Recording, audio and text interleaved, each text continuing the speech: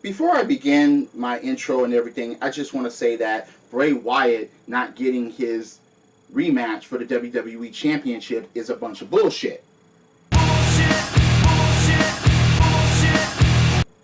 Come on. You got all these people that are not receiving their rematches or not receiving their one-on-one rematches, and Bray Wyatt is one of them. Bray Wyatt was basically a transitional champion. And even though he's on Raw, he should at least got a title shot.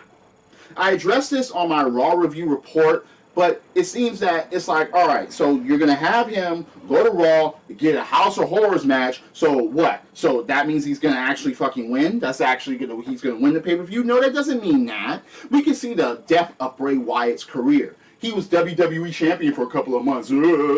But it doesn't really mean anything if he doesn't get his fucking title shot. Is he going to get a Universal Championship match? Brock Lesnar hasn't been seen. Brock Lesnar doesn't even have a fucking threat or a fucking challenger or whatever. They called out Roman freaking Reigns, for Christ's sake. I just think that, look, Bray Wyatt should have gotten at least his fucking title shot and at least lost it. But at Payback, it's going to be a non-title match in a House of Horrors match. So Randy Orton can just move on to fucking Jinder Mahal of all people. I just think it is garbage, and I don't know. Look, they have to do something. They have to do some correction. They should give Bray Wyatt his due.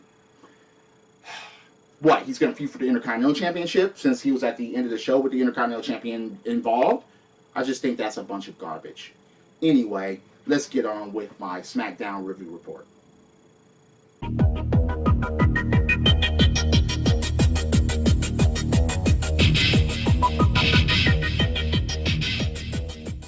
So Smackdown Live begins with Nakamura.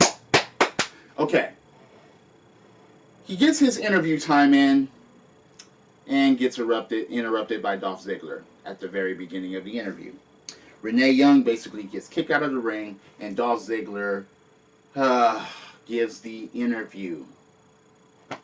To make a long story short, he calls Nakamura Michael Jackson because he mentions Michael Jackson's brothers and Janet Jackson and so on and so forth. And he actually has the nerve to call Nakamura a pathetic, overrated freak. Dolph. Yeah, okay. Like, the people that already knew about Nakamura doesn't know about his history in Japan and doesn't or didn't watch him at NXT.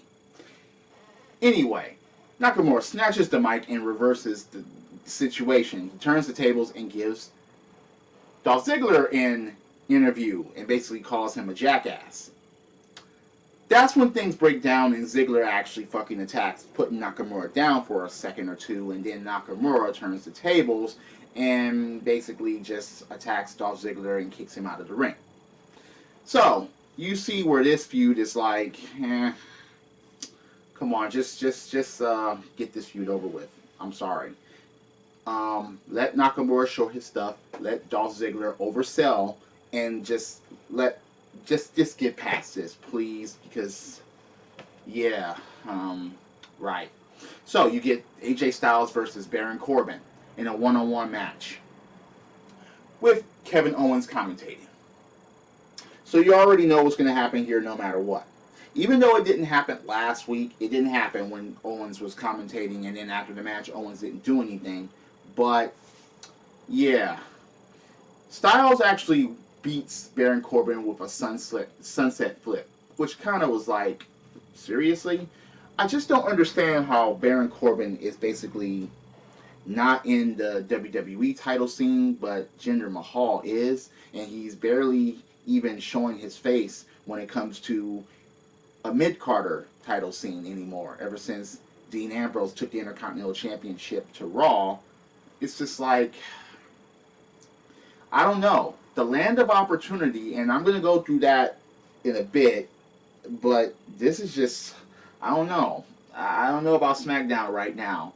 They could surprise me, and they could live up to land of opportunity as far as making people threats, elevating new people and stuff like that, but they will have to do it correctly, because you know, 2 of the 3 titles that are, or the male titles that are going to be defended are the challengers. I don't know.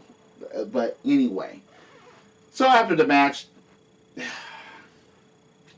Kevin Owens gets off from the announce table and just, you know, they started taking turns at first of who's going to beat down AJ Styles. And then, because Kevin Owens starts first, Baron Corbin's like, get out of my way, my turn. Kevin Owens, get out of the way, my turn. And then they both start beating him down. And then Sami Zayn actually tries to show up. Sami Zayn, who is basically not believable anymore. Yes, he still gets his cheers, but he just, yeah, he's lost all of his momentum. All of it. Because he barely had any on Raw, and now on Smackdown, they just basically killed his momentum. They surely did. I'm sorry. I look, if you have a different opinion, please leave a comment. I would like to see hope for Sami Zayn, but as of right now, I see no hope for him. I just don't. He tries to come down, and he actually does some good attacks, and he actually does the hell of a kick to fucking Baron Corbin, but after that, he just gets beat down by Kevin Owens. And then, well, what do you know? Pop-up powerbomb to AJ Styles to end the fucking segment. Yeah, he's the face of America, ladies and gentlemen. Kevin Owens. So, in the interview with Charlotte, she said that gold runs through her veins, not blood. Blood goes through many people's veins, but she says gold runs through her veins. And, of course, she wants to... Alright, she said she doesn't want the fucking SmackDown Women's Championship. She needs it. And she's going to go out there and do what she does best and prove that she is the best WWE superstar of all time.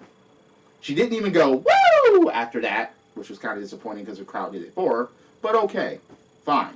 You believe in Charlotte. You believe in her ring performance. You believe her on the mic. So, American Alpha versus the Colognes in the Beat the Clock Challenge to determine who's going to be the #1 contender for the Tag Team Championships. Alright, so you had the Colognes basically try to establish themselves as a threat last week, but they lose to American Alpha this week. It's just like, yeah, they're still Epico and Primo, but now they're the Colognes or the Colons. This is basically the colonoscopy. Because, come on, American Alpha actually went. The Colognes couldn't win? I mean, and the thing about it is, the Colognes winning wouldn't have made any difference due to the results later on the show. They should have won this match. So, it took 5 minutes and 15 seconds, 5 minutes and 17 seconds to beat the Colognes. Okay. Rusev is basically at home or in the gym or injured or whatever, and he basically demands a WWE title shot at the Money in the Bank pay-per-view, or he will go back to Bulgaria. He refuses to compete on SmackDown Live. He doesn't like Daniel Bryan. He doesn't like Shane, and he demands a title shot. If Jinder Mahal can earn his title shot, Rusev, why can't you? Just saying. So, Becky Lynch had an interview, and she gave her opinions about Charlotte being there. And then, what do you know? Natalya, Carmella, James Ellsworth, and Tamina show up, and they were like, okay, look, are you with us or are you against us? Because of the whole Charlotte situation. And they walk away. They didn't attack her. But they're like, yeah, you with us or against us? Randy Orton versus Eric Rowan in the no disqualification match. Now, this match wasn't bad, but it wasn't all that great either because of the limitations of what they have on national TV, especially being on SmackDown Live. And, you know, okay, Orton wins the match. That's fine. You know, gave him an RKO. I'm not sure if I'm digging Eric Rowan's new mask. I'm not sure if I'm actually digging that. It's kind of... Yeah, I understand that the old one was being, you know, torn apart and old and decrepit, probably smelled like all hell just because of Eric Rowan always wearing the same one. But I'm not sure how I'm feeling the new mask. But anyway, Orton basically talks the House of Horrors match, and he said it will be eternal hell for Bray Wyatt. Jinder Mahal actually interrupts. And, okay, all right. Now, with the Jinder Mahal situation, they're trying. They're really trying to push new people. They're trying to say that, hey, we want new faces. We want new people. We want new threats, especially heels. But they need faces, too. They're going to have to hype up people. But Jinder Mahal was like, how dare you overlook me? Okay, you've been overlooked because you haven't done anything. So we can't really take you seriously at this point. And he goes on to say that you disrespect me because I look different. No! We don't. It's not that you look different. We don't give a fuck about that. Look at all the styles that WWE has had throughout the generations. We don't give a fuck about that. We give a fuck if you can get it done in the ring or not. I mean, the matches, proof is in the pudding. I mean, damn, you have a losing record and you're getting the WWE title shot. I don't know when is the last time that has ever happened. I don't know. I remember when JBL was getting a WWE title shot, for this thing. And people didn't actually take that shit seriously. But he actually won the WWE Championship from Eddie Guerrero. And then his seriousness took a giant leap. As a fucking threat, as a main event player, as motherfucking that can get job done, as a heel in the ring and take an ass whooping, and so on. If Jinder Mahal, if they do that going this route, fine. I will stand right here and eat my fucking words. Because I am open-minded to give this shit a chance. But they have to do it correctly. And that's the part where it falters because this is WWE and they like to, fuck shit up. But anyway, Jinder, overlooked because, because you disrespect me because I look different? No! But anyway, the Bollywood, okay, Jinder Mahal tries to attack, and everybody's screaming for an RKO. Everyone's like, RKO, RKO, RKO. And Orton should have done it by now, or attempted it. Huh? You mean to tell me that Orton has not attempted an RKO on somebody? What the hell, man? No! So, Jinder tries to attack, but to no avail. Orton sees it coming. The Bollywood boys, the Singh brothers, they actually come out and they actually hold Randy Orton. And I'm like, why are they holding him? Decimate this dude. Put him down. Become a threat. Jinder Mahal gets back in the ring and actually does that damn full Nelson slam shit. And it's like, I don't see the threat here. Beat this fucker up. Grab a chair, a kendo stick, something. Yeah, put him through a table. Have us establish you as a fucking threat so we can take you seriously going into fucking the pay-per-view Backlash. Please. But they didn't fucking do that. They had the perfect opportunity to do that, and they failed. They fucking failed, so I still don't take Jinder Mahal or the Bollywood boys, the Singh brothers, seriously. And afterwards, they had the nerve to put him down and steal the WWE Championship. What? This is a repeat of Seth Rollins and Dean Ambrose, where he took the championship all over town and stuff like that? Yes, okay, during his interview. Oh yeah, I'm richer, I'm more... I don't care about that. Get it done in the ring, become a threat. Shit. Even if you would have jumped Randy Orton, put him down, and be like, damn, they beat him up. They fucked him up. I would have actually gave you props. But they didn't do that. Look at what Braun Strowman's been doing. Braun Strowman has been going around, beating people up, putting people down, on his own, one-on-one. That's fine. He's not getting any title shots. But Jinder Mahal, who has a losing fucking record, who doesn't even appear to be getting the seriousness that he thinks he deserves, he could have took Randy Orton down. He could have avoided the RKO. He could have done all kinds of stuff. Him and the Bollywood boys could have took Randy Orton apart. But nothing like that's going to keep Randy Orton down. That's just like, yet they steal the championship and they actually get in the limousine. I'm WWE champion! And I'm just like, oh, God, please, no. Please. He touched it. He touched the championship. That's as close as he's going to get to actually being champion, maybe. But, damn, most people don't even touch the belt. I mean, damn, that's just, I don't know. Maybe he was like, I just want to touch it I just want to touch the belt. Anyway, you had Breezango against the Ascension in another beat the clock challenge to determine the number one contender for the tag team championships of SmackDown. And I'm just like, Breezango against the Ascension. Now, the funniest part about that was, I was like, none of these teams were actually going to get beat within that 5-minute, 17-second mark. So just awarded to American Alpha. But I was wrong when I was watching this. You actually had Breezango win.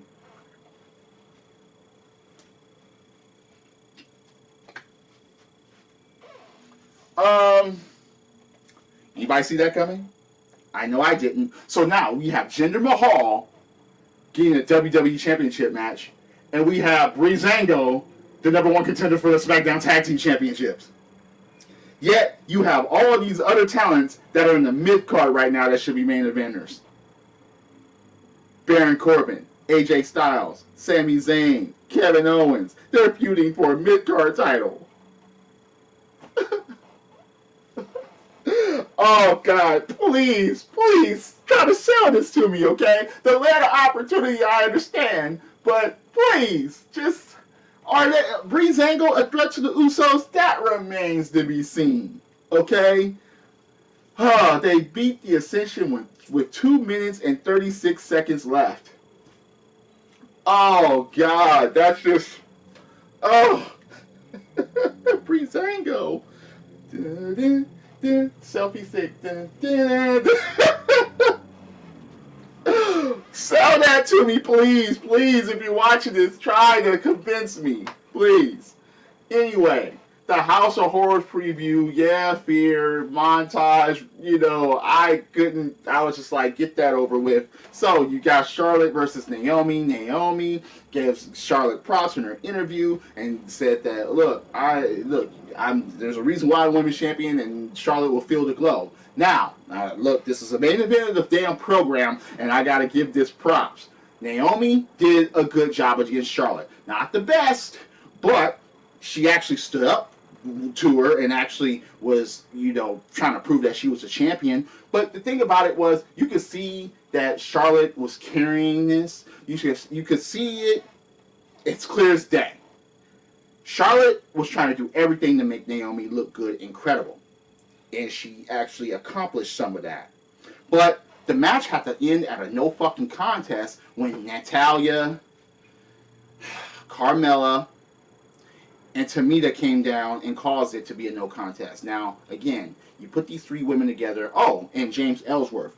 What, is that the new 4 horsewomen now? These women that we don't take seriously at all caused this, and now they're a group. Now they're a faction. There are only 6 women on this fucking roster. And 3 of them are now on one side against Charlotte because Charlotte is there and they just wanted to fend that off. You couldn't wait until after she got the belt and then challenged her for it, Natalya? Oh, wait. You think you can't beat her for the championship, so that's why that didn't happen. So the belt stays on Naomi. So Naomi is basically going to get some time off or whatever, or not even defend the championship against who? Unless one of those 3 are going to get this shot and at Backlash and actually take the belt from Naomi. I don't know, but it just, okay, they triple team Charlotte. Naomi tries to help and gets booted out of the ring, and I'm like, come on, dude. There was a light, we want Becky chant, but it's just, I don't know. Land of opportunity. Okay, let's see it. Let's see the good matches. Let's see the good feuds. Let's see the lameness go out of the window because of all the people that are where they are. Please sell all this to me. Have good matches. Become threats. Please. Prove me wrong. I want to be proven wrong on so many accounts when it comes to these people. And I'm open-minded. I'm willing to give them a chance. Jinder Mahal, I'm going to give you a chance if you can get it done. Breezango, I know Tyler Breeze and Fandango can wrestle. I know that, but their gimmicks and everything that's been happening to them and the joke and even Tyler Breeze dressing up as Nikki Bella, I'm just like, come on, I can't take any of this shit seriously. All the mid-carders that are Mid-carders that are feuding for the mid-card championship should be feuding for one of these, or an incarnation of one of them. I'm just like, come on, please. Come on, SmackDown Live. You've been better than Raw. And now it's like, okay, just prove it to me. Prove it to me that these people deserve these title shots. Put them good matches, great matches, classic matches, please. Have Jinder Mahal and the Bollywood Boys become a legit threat. Remember, he was a part of 3MB. Please. Anyway, what did you think about the show? I'm just laughing because I'm just like, until they prove it to me, I just see joke after joke after joke. Damn. The Breezango, man. Tag team champion, #1 contenders. See, the Colognes could have won that match. It doesn't matter, but they had the Colognes lose to American Alpha after trying to establish themselves as threats last week. I don't know. Anyway, please leave a comment below, hit that like button, hit subscribe, tell me what you think, and are my opinions full of shit?